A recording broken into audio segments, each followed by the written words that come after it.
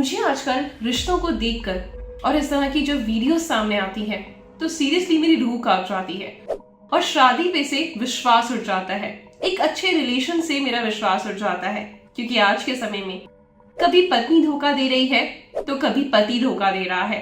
शादी का बंधन कितना विश्वास का होता है। हमारे पेरेंट्स को जब हम देखते आए हैं, हमारे दादा नानी को देखते आए हैं, तो हम 7 वचनों को यानी 7 जन्मों की कस्में खाते थे, है ना, और 7 जन्म तक एक दूसरे का साथ निभाने की वादा करते थे। हर रिलेशन 90 साल तक, यानी जब तक इस दुनिया को नहीं छोड़ते थे तब तक टिका रहता था। लेकिन आज के समय में डाइवोर्स इतनी स्पीड से हो रहे हैं, चीटिंग इतनी ज्यादा हो रही है। क्या कभी आपको लगता है कि ऐसा सब क्यों होने लगा है?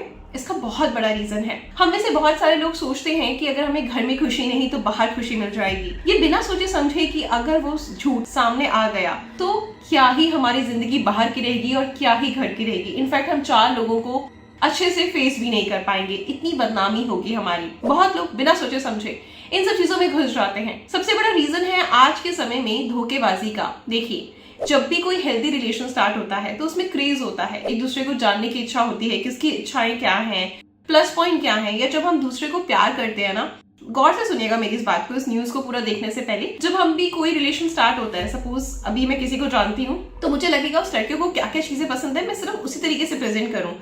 हम लोग अपना जो रियल फेस है ना वो छुपा के रखते हैं। मतलब लड़का भी क्या करेगा, जो लड़की को पसंद है वो सारी चीजें करेगा, सब बातों में एग्री हो जाएगा, चाहे उसकी पसंद हो या ना हो, चाहे वो खाने की हो, घूमने की हो, पहनने की हो, हर चीज उस पर डिपेंडेंट रखेगा। लेकिन वहीं जब हम सफर बन जाते हैं, एक जिंदगी भर का वादा कर लेते हैं और एक बंधन में बन जाते हैं, तो वो सब चीजें 1-1.5 साल और चलती हैं। उसके बाद आता है वो समय जब हमारा रियल फेस सामने आता है।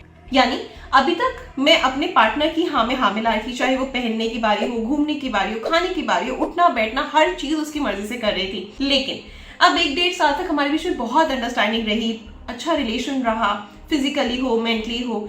लेकिन 1 साल बाद, क्योंकि रियल फेस तो सामने आना ही है, पूरी जिंदगी कोई भी इंसान उस तरीके से नहीं जी सकता। अब मुझे वो चीजें बोझा लगने लगी। मुझे लगा कि नहीं, मैं इस तरीके से उसकी मर्जी से कैसे चल सकती हूँ, मेरे को भी तो ये चीज नहीं, ये चीज पसंद है। तो बस वहां से रिलेशन में दरार आनी स्टार्ट हो जाती है, वहां से हमारा रिलेशन ब्रेक होना स्टार्ट होता है। क्योंकि सामने वाले को लगता है यार पहले तो ऐसी नहीं थी, तो अब ऐसे क्यों करने लगी है, पहले तो जो मैं कहता था वही खाती थी, वही जाती थी, वही पहनती थी, अब इसको हर चीज मेरे ऑपोजिट क्यों करनी है। तो सामने वाले के माइंड में क्या आ गया कि आप हमेशा उसके ऑपोजिट चलना चाहते हैं। तो वहीं से हमारे रिश्ते में दरार पड़ती है। अब जब दरार बहुत गहरी होने लगती है, मन नहीं लगता, तो हम अपने मन को बाहर शांत करने के लिए बाहर किसी से इमोशनली अटैच हो जाते हैं। स्टार्टिंग में कोई भी फिजिकल अटैच नहीं होता, इमोशनल अटैच होते हैं, क्योंकि सामने वाला जो गर्ल है या बॉय है उसकी बहुत केयर कर रहा है, जो स्टार्टिंग में उसकी वाइफ या हस्बैंड करता था। अब हम उसका एक फेस देख रहे हैं, फिर वही फेस आता है कि हम एक दूसरे को देख रहे हैं, हमारा वो वाला कनेक्शन है, वो मिलने की इच्छा है, क्रेज है, उसके लिए अच्छा अच्छा करने का मन करता है। फिर से जिंदगी में एक नई बटरफ्लाई उड़ना स्टार्ट कर देती है। लेकिन फिर से उस रिलेशन में, जो सेकंड रिलेशन होता है, उसमें भी प्रॉब्लम्स आनी स्टार्ट होती है, क्योंकि फेक फेस अगर एक साल भी चल गया तो फेक फेस फिर से हट जाता है और रियल फेस सामने आने लगता है। अब जब हम अपनी वाइफ को या हस्बैंड को धोखा देके मिलते थे बाहर, या नहीं मैं अब भी आ रही हूँ, बस अब भी आ रही हूँ, वहीं हम थोड़ा सा गैप मेंटेन करने लगते हैं।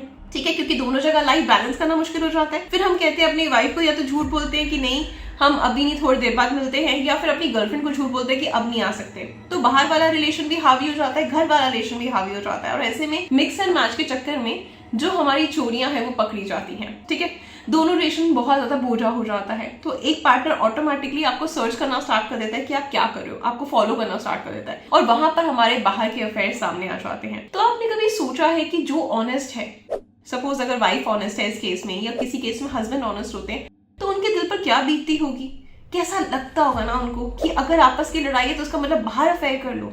ये कहाँ तक सही है और कहाँ तक गलत, कमेंट सेक्शन में जरूर बताना। आपके आसपास कितने लोगों को आपने इसे देखा है चीटिंग करते हुए, वो भी जरूर केस डिस्कस करना कमेंट सेक्शन में। तो चलिए आज की रिपोर्ट देखते हैं, उसके बाद अपने व्यूज जरूर बताइएगा। बट सीरियसली मेरे लिए बहुत शॉकिंग था, और ये दिन ब दिन बढ़ता जा रहा है।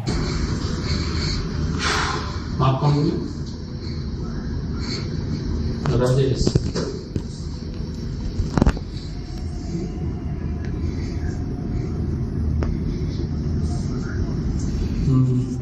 B1 B2 है वो।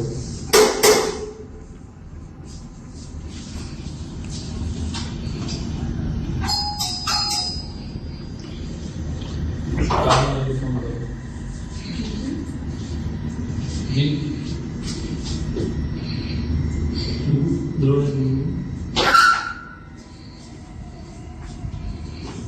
आपका नाम क्या है? हाँ जी आप किस जगह रहते हैं? मैं अपनी मदर की साथ रहती हूँ और साथ में मेरी कजन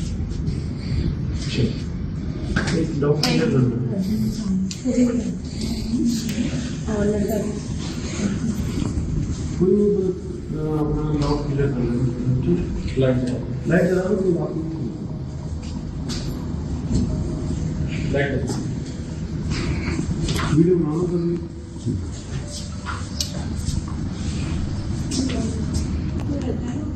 कभी कहाँ है?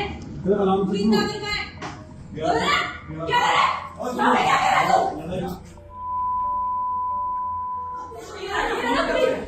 नंगे खड़े नंगी दोनों।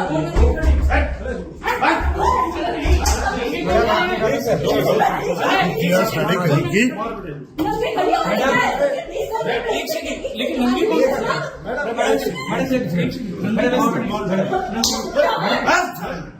बैठे तुम मेरा। नंगे खड़े तू उसकी फोटो खींच इसकी। सुनो सुनो आप अभी इधर आ जाओ सर मेरे पता होगा ना गलती तो इसकी होगी ना इसने बताया ना हो सकता बताया वो क्या चल रहा है नहीं चलो कोई बात नहीं हाँ कजन रहता है इसका झूठी कहीं की। अरे सुनो यार क्या एक मिनट मेरे को बोलने दो मैं मारूंगी हाँ नहीं। बोल रहा हूँ मैरिड हूँ मैं वो मेरा पति है जिसके साथ रहती है तू। फ्लेक्सी लिंक में काम करती ना तो क्या कर रही थी उसके साथ? वृंदावन घूमने गई थी यार। ना ना ना हाथ में हाथ पकड़ के गौर से निकाल में थी ना। चौधरी कौन है? आपको कौन सा है? मिला मिला सुनो नहीं आप इधर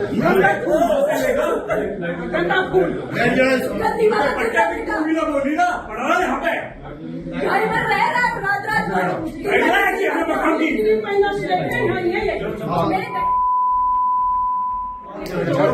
आप बैठ जाओ आराम से बैठ जाओ आप इधर आ जाओ।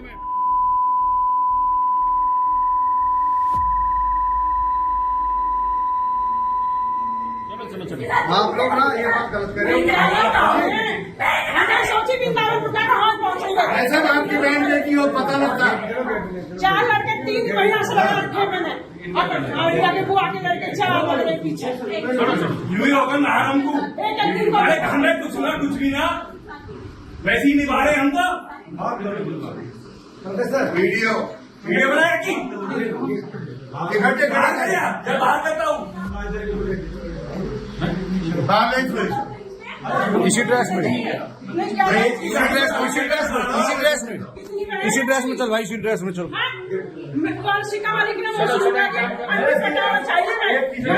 ना ना टी शर्ट की जरूरत नहीं है इसी ड्रेस में चल दो इसी ड्रेस में कोई वो नहीं है लड़की नहीं है इसी ड्रेस में चलने दो। अरे बाहर नहीं मुझे बाहर ले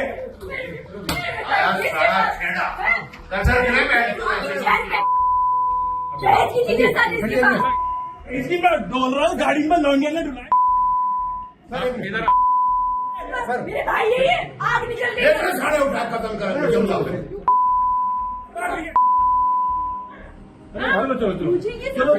मेरा बाप अगला दिया जी चलो मैंने अपनी सुपुत्री रुचि रावत की शादी पुनीत नागर सन ऑफ चरण सिंह नागर गांव नंगला उदाराम जो फिलहाल यमुनापुरम बुलंदशहर में रहते हैं इस शर्त पे दोनों तरफ से सहमति से की थी कि लड़की और पुनीत दोनों ग्रेटर नोएडा रहेंगे। हमारा मकान फ्लैट सब कुछ वहाँ पे है। उस शादी मेरी पुत्री की 28/11/2021 को हुई थी। उसके सेकंड डे से ही चरण सिंह उसका बेटा पुनीत बड़ा बेटा पवन जो भी दिल्ली उसमें यूपी पुलिस में है, चरण सिंह खुद भी यूपी पुलिस में है और उनकी घरवाली सरोज देवी पहले दिन से टॉर्चर शुरू कर दिया करना और फिर से अप्रैल में लड़का उसका पुलिस आकर छोड़ के बेटी को फरीदाबाद, और आज 6 महीने तक किसी ने कोई फोन नहीं किया।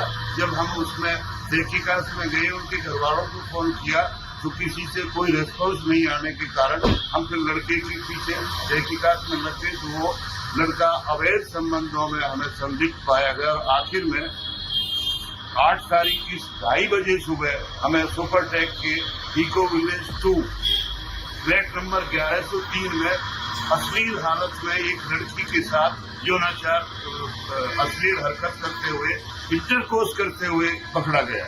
हमने थाना बिसरख में सूचित करके पुलिस को वहीं बुलाया और थाना बिसरख को सौंप दिया। उसके बाद हम चाहते हैं कि ये लड़की जो मिली है उसके बयान लिए जाए और उस पर जो बलात्कार का केस चलाया जाए। हमें न्याय